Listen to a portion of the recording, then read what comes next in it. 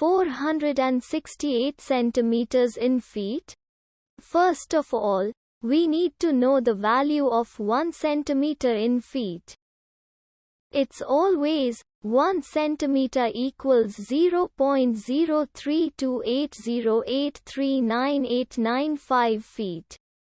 Now we have to multiply 0.03280839895 by 468.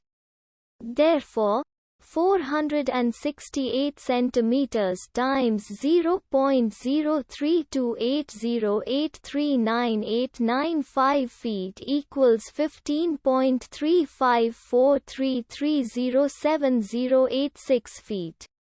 So, in other words, 468 centimeters equals 15.3543307086 feet. We hope you have enjoyed this video. Please like and subscribe to our channel for more videos like this.